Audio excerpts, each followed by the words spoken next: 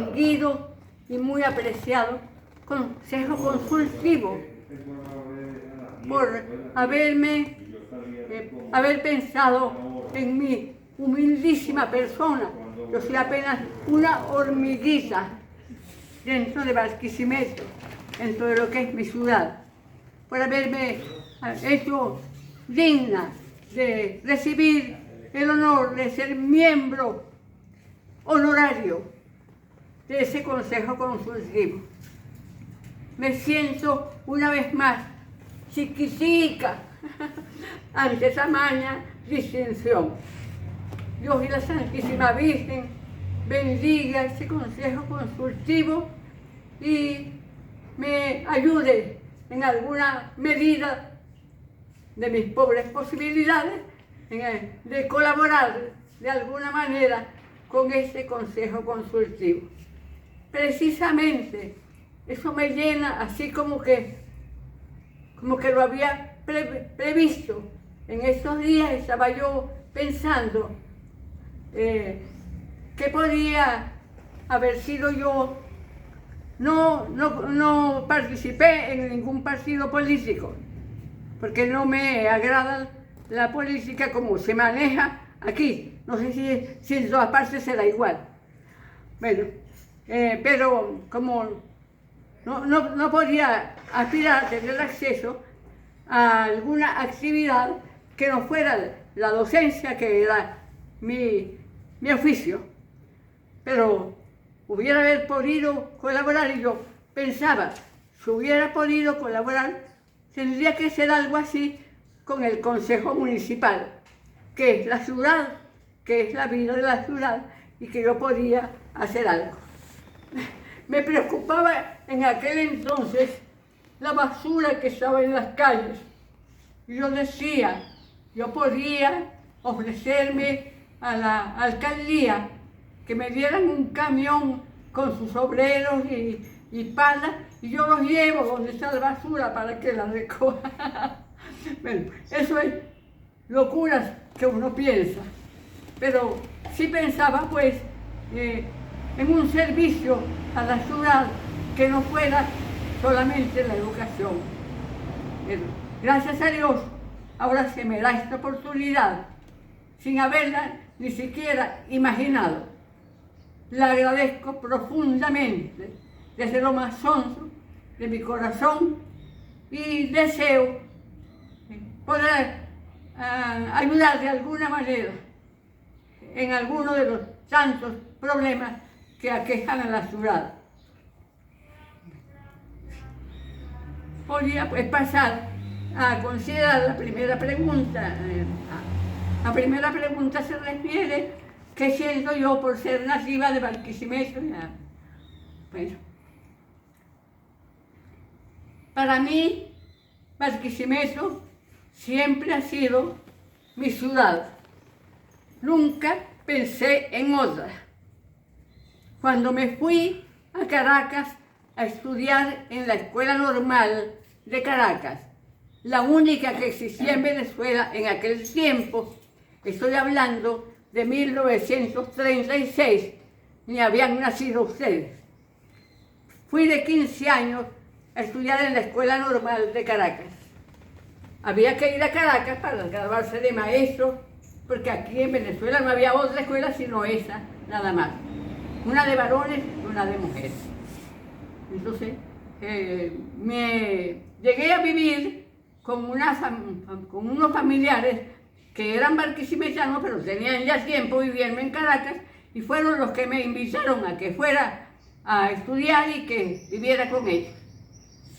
Cuando ya se acercaban los días de ir terminando el curso, uno de mis primos me decía: no se vayas para Barquisimeto, quédate aquí en Caracas, aquí a veces dan un buen puesto en una escuela.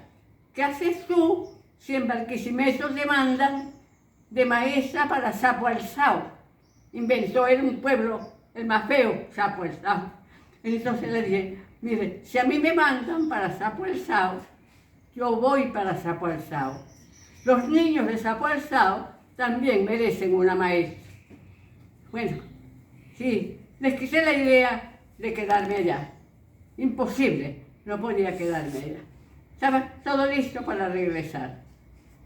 Pero por pura casualidad, cuando nos graduamos, que no, en ese tiempo tampoco había actos de graduación, sino únicamente para la universidad. De casualidad supimos que nos habíamos graduado.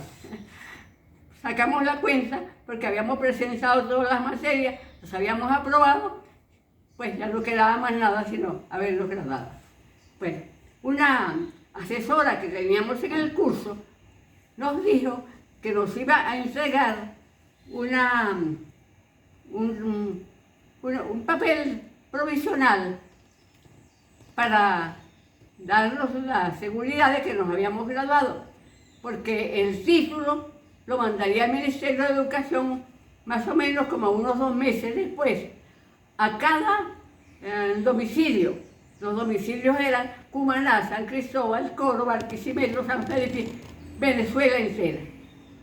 Entonces, bueno, una de las muchachas, cuando recibimos ese papel, una de las muchachas me dice, ¿tú no quieres que vamos al Ministerio de Educación a pedir trabajo? Por aquí no me había pasado eso. Yo pensaba pedir trabajo en Barquisimeto, que es donde me conocen, allá que me... Bueno, tú no quieres que vamos. Vamos, le dije yo, y fuimos.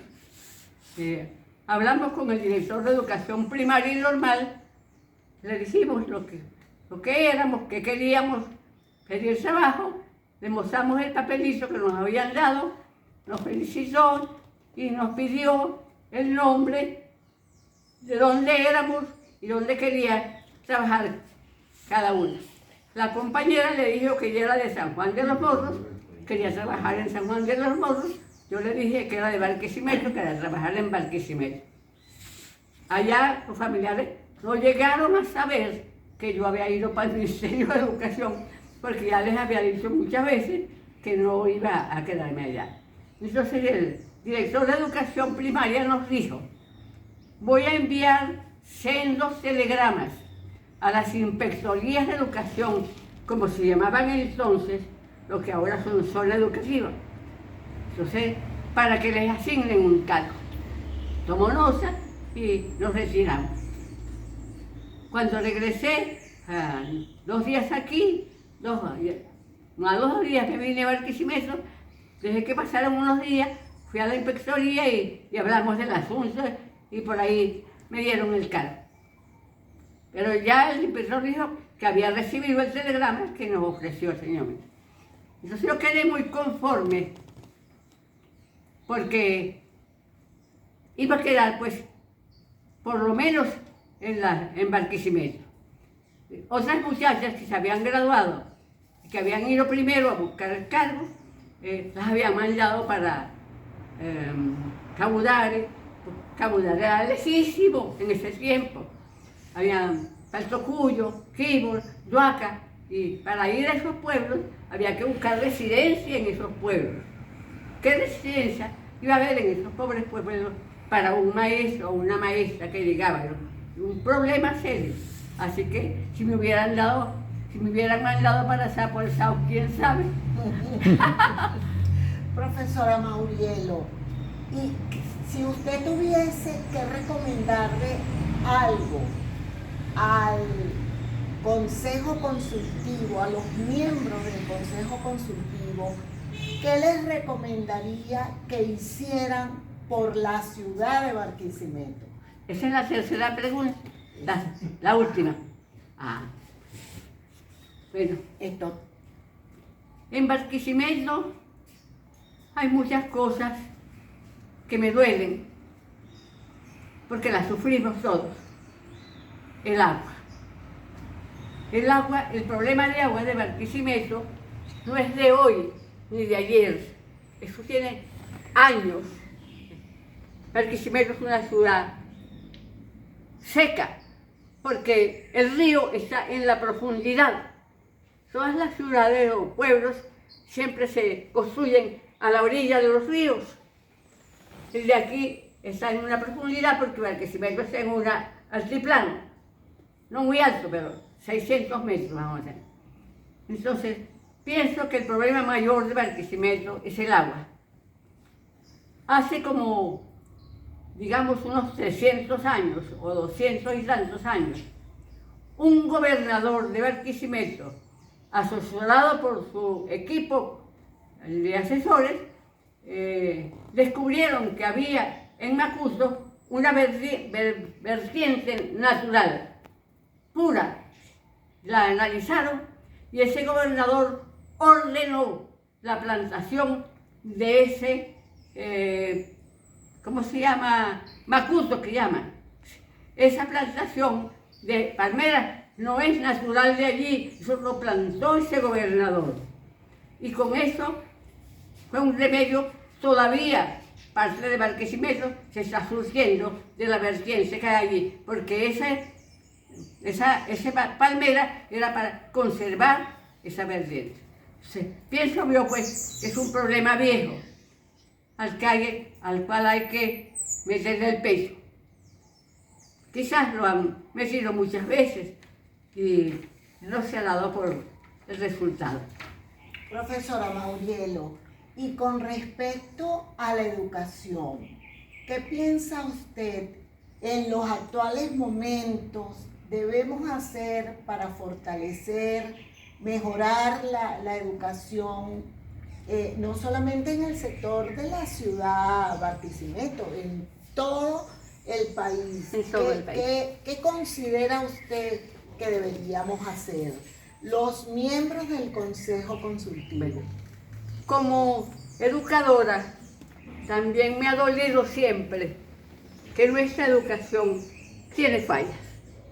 No podemos negarlo, por más que los maestros queramos hacer mucho y los directivos y los dirigentes gubernamentales también quieran hacer mucho, pero son tantos los escollos, las dificultades. Una vez el profesor Ángel Rosenblatt, de nuestra especialidad, escribió un libro en Caracas donde analizaba los problemas de la educación en Venezuela. Y así se llama, ¿verdad?, también el libro. Y decía, pues, de las fallas de la educación, que eran reales, tal como decía el profesor. Parece ser que todavía estos problemas existen y quizás ampliados por la multiplicación de la población. Antes éramos 4 gatos, ahora es una población muy respetable. Entonces, hay pues problemas en la educación. Sin embargo, he tenido como una especie de qué sé yo, de aliento, de tranquilidad, de paz, cuando me han informado que todos nuestros jóvenes profesionales que han ido al exterior a vivir, a trabajar, porque ya aquí no se puede vivir. Y esos jóvenes en todas partes han dado la talla. Entonces, ¿cuánto es lo malo de nuestra educación? Esos jóvenes se formaron aquí, son especialistas de todas nuestras universidades. Donde quiera los tienen en la palma de la mano, los reconocen. Nosotros tenemos unos cuantos ya, tenemos 2 ingenieros, 2 arquitectos, uno hijos de estos muchachos, son sobrinos nietos. Estamos en el exterior, en diversas partes, y donde quiera los elogian, les han dado trabajo en sus propias especialidades, no están lavando platos en ninguna parte, están en sus propios trabajos. Les han dado crédito a sus credenciales, no les han pedido reválidas de títulos, solamente les han puesto a trabajar y con su trabajo han demostrado, ¿verdad? Uno de esos muchachos me cuenta a mí por teléfono, pero ya no volvió, que todos le preguntan, porque lo ven cómo trabaja él. Cuando tenía apenas 6 meses de haber llegado a la empresa donde está trabajando, ya el jefe se fue de vacaciones a España y lo dejó a él de jefe. A los 6 meses, un extranjero de haber llegado. Y nadie les cae encima ni las procesa porque les ven que saben trabajar. Entonces, me di cuenta él que a él le preguntan mucho si es que en Venezuela no hay trabajo, cuando ellos que saben trabajar no tenían trabajo aquí. Él les ha dicho, en Venezuela sí hay trabajo. La prueba está que nosotros, se refería a él los que estaban en Argentina, que nosotros no estábamos desocupados, nosotros estábamos trabajando, todos teníamos trabajo. ¿Por qué no vinimos? Porque en Venezuela la inflación se traga lo que ganamos. Gane uno lo que gana, no alcanza para vivir y la gente tiene que irse para poder hacer acopio de ahorro y qué sé yo, y vivir un poco mejor. Al comienzo pues todo se le va en establecerse y eso, pero ya una vez que se han establecido con su familia, bueno, ya no les va mal. Entonces, pienso pues, por un lado, que no es tan mala nuestra educación, porque los profesionales que están en el exterior están dando la talla. Entonces, de todas maneras, hay muchas cosas que corregir. Entonces, las cosas que corregir, más que todo, son vicios, malas costumbres, no sé, creadas por qué razón. Por ejemplo, esa serie de que se le atribuyen a las escuelas públicas, a las escuelas públicas, esa serie de reposos por largo tiempo y de gente que pide un reposo, se lo dan por varios meses, mientras tanto está haciendo trabajo en una emisora a todas luces conocida y se ve que el hombre no está impedido de trabajar porque está en reposo. Eso le quita credibilidad al trabajo del maestro y le da sobre todo a las escuelas públicas, les da una mala fama y por la cual los padres y representantes prefieren colocar sus hijos en colegios privados, porque un colegio privado no le va a hacer eso, porque tiene que cuidar sus ingresos, no darlos así a reposo por no dejar. Ese es uno de los vicios que todavía existen y que quizás hasta prosperan. Hay otros vicios creados a la sombra de la política mal entendida. Hay algunos que, por ser políticos, tienen vara alta para no cumplir, para faltar. No les pasa nada. Se dan buena vida, cobran lo mismo. Ese tipo de cosas también hace mal. Ese tipo de cosas hace daño. Y bueno, ¿qué otras cosas ocurren en la educación? La mala preparación del docente. Se conforman. ¿Cómo es posible que vayan a dar clases con un libro abierto? Cuando muchos leen el libro y dan alguna explicación de eso y asunto concluido. ¿Quién enseña así? Una vez leí en una revista, aquellas célebres revistas que venían de los Estados Unidos, que se llamaban algo así como de Reader Digest, una revista que traían de todo, no era revista científica.